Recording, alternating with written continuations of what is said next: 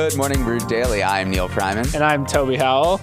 And Neal, we got this epic email from a listener this morning. Shout out Jordy from Guadalajara, Mexico. He emailed and told us about his experience with Japanese 7-Elevens because we talked about it on the show yesterday.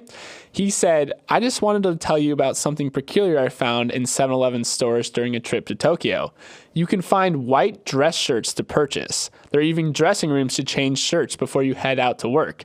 And the reason why they sell white shirts is to serve corporate workers that get drunk the night before and pass out and don't have the chance to go home. So they need to change shirts before heading back into work.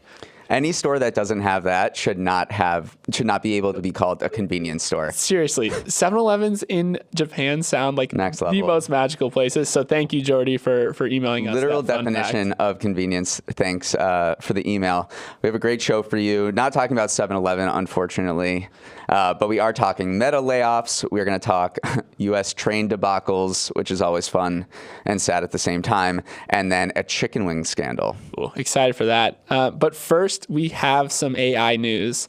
So yesterday, OpenAI announced that the latest version of its large language model, ChatGPT-4, is officially here. So basically, I'm going to take you through some of the headline stats and why this is a major advancement over the previous edition. So OpenAI said the tool is 40% more likely to produce factual responses than ChatGPT 3.5. Plus, the new version can handle text and image queries, so you can submit a picture with a related question, and it asks ChatGPT-4 to describe it or answer some questions. We'll get into this, but I've seen it break down memes, which is just extremely impressive.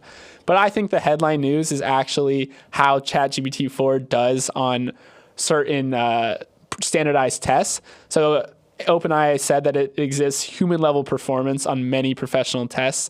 And this isn't just human-level performance. This is like smart human-level performance. So I'm going to take us through a little bit how it did on certain tests. ChatGPT-4 performed in the 90th percentile on a bar exam, the 93rd percentile on an SAT reading exam, and the 89th percentile on an SAT math exam. It's crazy. We have a chart behind it. We'll get into it. But first, I want to say, Neal, what do you make of this new ChatGPT 4? This just comes after a few months after they first released ChatGPT 3 or GPT 3.5, which powers ChatGPT. And we thought that was the craziest thing we've ever seen. Right. They're rolling out these updates every few months. The first thing that I think of is like, we're just at 4. Like, what happens at 10, 15 down the line?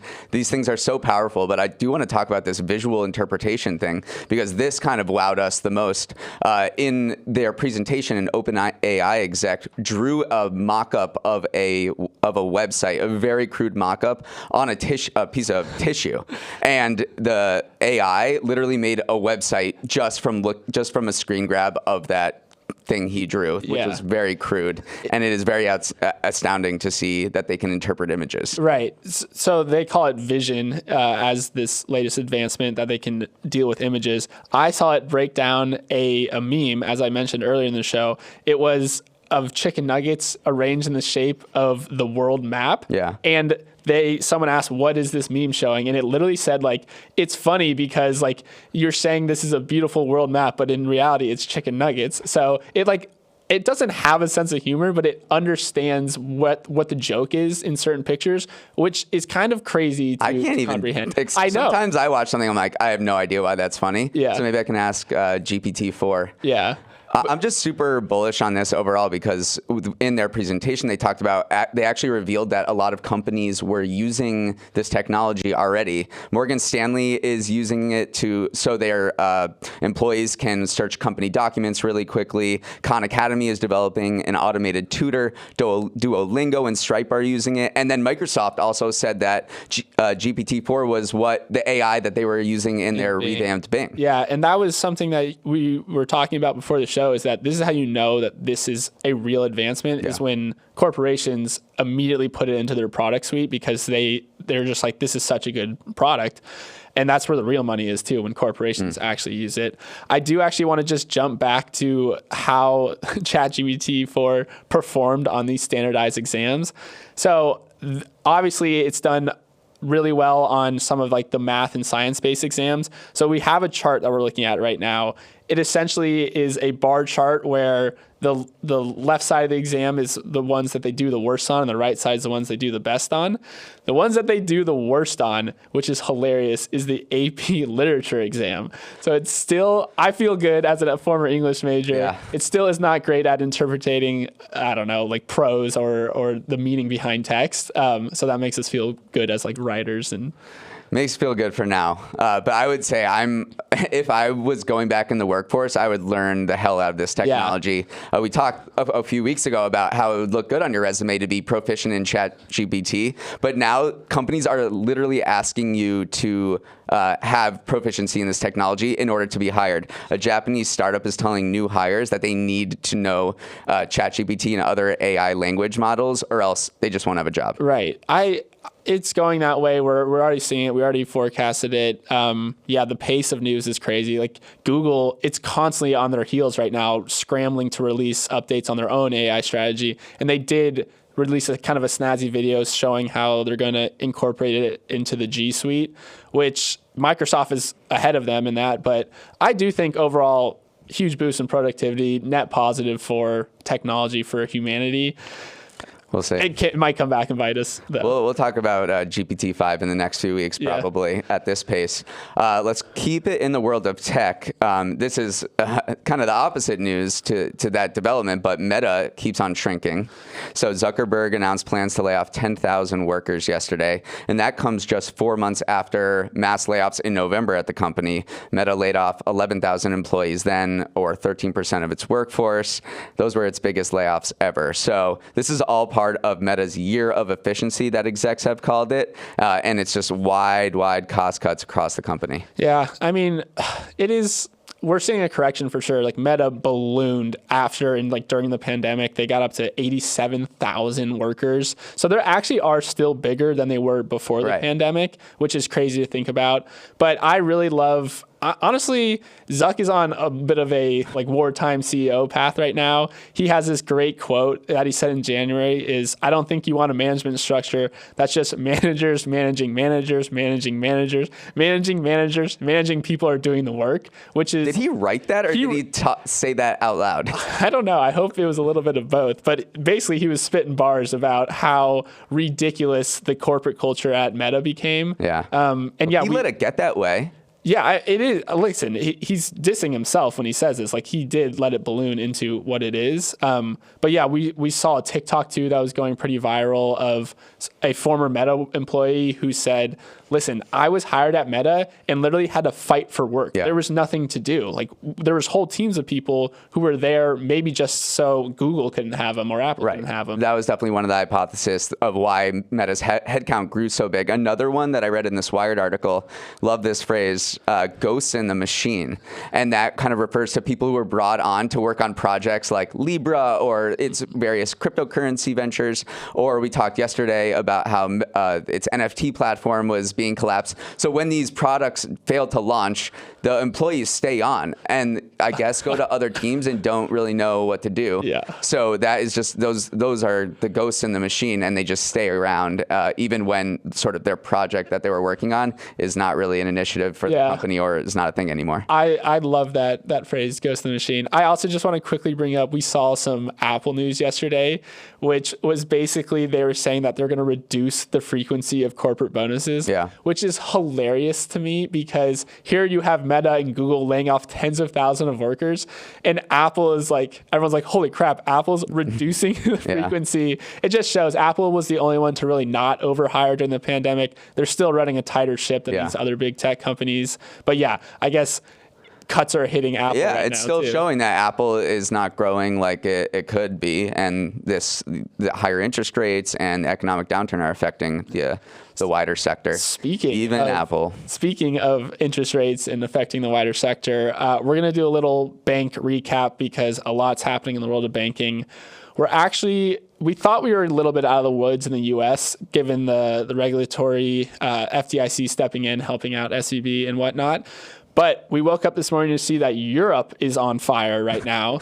So this news is about Credit Suisse. Its stock hit an all-time low, which is not really a surprise to anyone who's been monitoring the situation over the past year or so.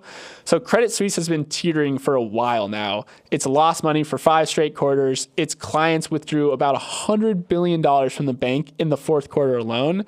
And today, which is the news that predicated this huge stock drop-off, is the Saudi National Bank, which is Credit Suisse's largest shareholder, said it won't invest any more money to support the bank. Not good. I just want to give you credit for the use of the word predicated. Hey. I literally stopped in my tracks. I was like, that was amazing. Yeah, no, I think we're all trying to figure out how much this relates to the bank jitters in the United States. Like if SVB hadn't failed and Credit Suisse did this same news, would global stocks be cratering like they are right now? So it's a little bit of a question about how much of SVB's failure and problems were kind of spread across the banking sector. And it seems like from what we've been reading, that Credit Suisse is somewhat of an isolated case, yet it kind of has a very similar problem to SVB in that it's holding these bonds that are, when interest rates rise, are worth a lot less now. And that is, every bank has that problem. Yeah, it's definitely, you're right in the sense that it's not the exact same issue that SVB had, but it is now shining a brighter spotlight on these banks and how they've been managing their balance sheets. So yeah, Credit Suisse, very large bank, not doing well over in Europe. It's crashing. And then I also just want to briefly touch on some SVB news that came out as well. So the Justice Department has opened an investigation into SVB's collapse, which sounds, it's headline making news, but honestly, this happens. It's almost like routine for when a bank collapses. The Department of Justice steps in, sees if there's any malpractice. The thing they're looking at potentially is that some executives exercised stock options worth millions of dollars before it collapsed. But these things are usually scheduled, right, in advance so this doesn't happen and there's not all these conflicts of interest. Yeah. So I mean, who knows what they'll find? But that is generally what people are saying, that these were pre-scheduled. So there's, we're still doing a lot of autopsy on SVB. One thing that I found interesting is that there are a lot of losers here. There are a ton of losers. Fed, there's so much finger pointing going on. So many people messed up for this to happen. But there are some winners, and the rich are getting richer. And I'm talking about big banks. So there's this new stat that Bank of America received more than $15 billion in deposits in just a few days after SVB collapsed, as everyone in these regional lenders and SVB were like, I don't want to do this ever again. Like, I want to go to a bank that is backstopped all the time, is too big to fail. The government will never let it implode. And so you're going to see the JP Morgans of the world, the Morgan Stanleys, the Wells Fargos, the Cities. I think they're going to come out of this on top. The rich get richer. You hate to see it, I guess. All right, Toby, they say that the American pastime is baseball, but I'd argue that there's nothing more American than complaining about our train system. I do it every day. So let's honestly. do it. Yeah. Let's complain about trains. And I'm not just doing it to complain about trains randomly, but 3 headlines about rail projects just surfaced this week. They caught my eye and showed, basically what a miserable state we're in. And speaking of states, let's start in California. California is trying to build this 500-mile bullet train system. This is massive. It's the largest infrastructure project happening in the country right now. But costs keep going up and the operation start date keeps getting pushed back. It's at 2033 right now, and no one thinks this is actually going to happen. So there was an updated report this week, calculated that a 171-mile segment, which is just the first segment of this thing, the cost has increased to $35 billion. So that's $10 billion over budget. And that $35 billion of that one segment is now costs more than the entire project was expected to cost in the beginning. And so it's 500 miles. This is only the first 100. Yeah, only the first 117 miles already cost more than they thought the entire project would cost at the beginning. Speaking of the entire project, that is now over budget by $100 billion. So yeah, you can't do anything else it's but just just laugh. A ridiculous number. That's billions. That's not $100 really, billion. Oh my gosh, they need Jeff Bezos to come in and just buy it out, I guess. So they're saying this probably won't get ever happen because 2033 is the first time. And so everyone writes these thought pieces about why we can't build trains here, and it's just kind of a complex amount of factors. Obviously, supply chains were disrupted. There's higher labor costs, but it seems like we should be able to figure this out. Yeah. And California in particular has some interesting labor laws too, where they have to pay for the healthcare of the workers rather than in Europe, for instance, like that's a federal expense. And so California in particular is a show. It's I don't know. It is a mess for trains. But also in New York, we're not building trains. So there was this AirTran system that was supposed to be built to go to LaGuardia, and LaGuardia just had this $8 billion renovation, and everyone loves it there now. If you've ever been in New York in the past year, basically the only topic of conversation is how beautiful LaGuardia is. But this train project just got scrapped, and they're just going to put in buses because it too went 5 times over budget. Yeah, it's ridiculous. And this was supposed to be, the crowning moment for LaGuardia. I was really excited for it because LaGuardia is the airport closest to me. I would love to be able to take a train there.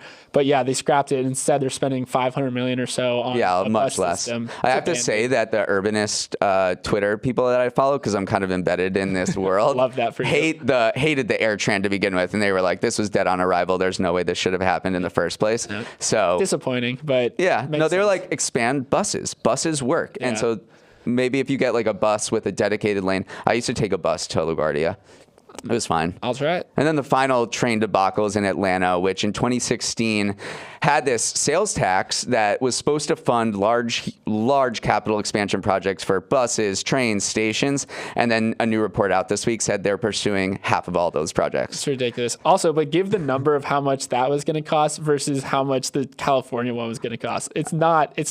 I don't know. I don't have that figure on me, but it's in the millions. The California one is 138 billion now. So crazy. I'm just going to go out on a limb and say that project is not going to happen. But overall, trains and transit are in this huge existential crisis right now, as ridership has not come back from pre-pandemic levels, and so you don't have the funding that you once did. There's fewer passengers. Yeah. How do you plan for the future, and how do you create transit for people that need it to get to work? I know it's tough because the younger generation loves trains. You love trains. Thank you, honestly, for being embedded in urban planning Twitter, so you can bring our listeners all these train facts. So, okay, Neal. Obviously, the transportation sector, the banking sector is in shambles, but there's another industry racked by controversy right now. The boneless wing industry is having an identity crisis. Okay, we'll get to your emotions in a minute. But the headline news is a Chicago area man has brought a class action lawsuit against Buffalo Wild Wings, claiming the restaurant chain is falsely advertising its boneless wing product. And here's his main gripe. You shouldn't call a boneless wing a wing if it's actually just breast meat molded into the shape of a wing. So obviously you just had an emotional outburst earlier. What are you on the Chicago man's side? What are your thoughts on this wing debate? So he's saying that Buffalo Wild Wings is misleading advertising, and it should just say these are chicken nuggets. Yeah. So I went down a Reddit rabbit hole, and there's this huge debate going about what the difference is between a chicken nugget and a boneless wing. And there is, or a chicken tender, right? Because I would argue that there is no such thing as a boneless wing. When I say boneless wing, you think of a wing that has been deboned, right? And there's no such thing as that. It's just a chicken tender. And chicken tender is basically chicken breast, right? Just like a whole piece of chicken breast. Meanwhile, chicken nuggets are minced meat. So that is the difference. Okay, so I wouldn't call boneless wings chicken nuggets. I would call them chicken tenders. But whatever. I'm a little lost. The fact that we're debating this, it has been a long debate. And in 2020, there was this man that went in front of the Lincoln, Nebraska City Council and gave an impassioned plea that the city should remove all of their language saying boneless wings from across the menu. And here we have a clip that he gives some of his reasoning. I don't go to order boneless tacos. I don't go and order boneless club sandwiches. I don't ask for boneless auto repair. It's just what's expected. And then number 3. We need to raise our children better. Our children are raised being afraid of having bones attached to their meat. That's where meat comes from. It grows on bones. We need to teach them that the wing of a chicken is from a chicken, and it's delicious. Oh my gosh. I just love how he brings up the children at the end. Think of the children. The mic drop with "it is delicious" is so true. Yeah. Oh my God, March Madness is coming up tomorrow, and I this whole story has me wanting to eat boned in wings because I'm not a baby. So what would you call boneless wings if not boneless wings then? Chicken tenders. But that's different. Chicken tenders are long and skinny. These are smaller and, All right, and more modified compact. chicken tenders. I'd call them saucy nugs. Saucy nugs. Yeah. It's Okay. different than chicken nuggets. They're Fine. saucy nugs. So Buffalo Wild Wings clap back though, right? Yeah, I don't like their clapback though. So they tweeted, they said, "It's true. Our boneless wings are all white meat chicken. Our hamburgers contain no ham. Our buffalo wings are 0% buffalo." So they're making fun of the fact that obviously just because something is named something doesn't mean it contains the thing Right. it's named. I'm not on Buffalo Wild Wings side on this though, because wings mean something. Hamburger throughout history has never meant ham. Right. So Buffalo is Wild stupid. Wings, I'm joining the class action lawsuit. That's what we're hearing Fair. right now. Yeah. All right, so I'm definitely having wings tomorrow. I'm excited. This story has got me really hungry, and we're on the side of this guy, right? Yes, we're on Chicago area man's We're on side. Chicago area man's side. Finally, want to take us to the world of music. Vinyl is surging, and Metallica is seizing the means of production. The metal band is buying a vinyl plant in Virginia. Honestly, I read this headline. I was like, huh? What is going on? Yes, they are buying a vinyl manufacturing plant in Virginia so they can produce enough vinyl records to keep up with demand. And demand for vinyl is soaring. For the first time, the unit sales of vinyl records outstrip CDs for the first time since 1987 in the U.S. That's an awesome stat, and I have vinyl records at my home. I don't actually have a record player, which is ironic. But yeah, and I also love some of the stats around what's driving this vinyl boom. Yeah. Obviously, there's the nostalgia factor that people remember growing up on, or I don't even know, just like the fact that it's a return to the past. And then also some audiophiles think that it does create like a warmer sounding music. I think that's undisputed. Right. Okay. I just have Dan Bauza can correct us. Right, our audio team. But then also, so Taylor Swift has been driving this boom too. Yeah. She sold almost 1.7 million vinyl records by herself last year, more than Harry Styles, which is in the 700,000, and the Beatles. So Taylor Swift is like almost single-handedly propelling this vinyl renaissance. Before we go, I have to say you are not alone. This is my favorite stat from this whole thing, is that you are not alone in having records but not anything to play them on. 50% of vinyl buyers in last year did not have a record player. So this is wall art or just a flex when someone comes in and you can say, look at my record collection. Yeah, it's truly just sitting on the floor next to our TV and we're like, just for the clout, just for the social clout. All right, that's all we got for today. It's Hump Day. Want to give a massive shout out to our amazing crew behind the scenes. Show's producer and editor is Emily Milliron. The show's technical director is Justin Orlando. Our supervising producer is Bryce Beloff. Our theme song mastermind is Dan Bauza. Hair and makeup got replaced by AI. Devin Emery is our chief content officer. Our show is a production of Morning Brew. Great show today, Neal. Let's run it back tomorrow.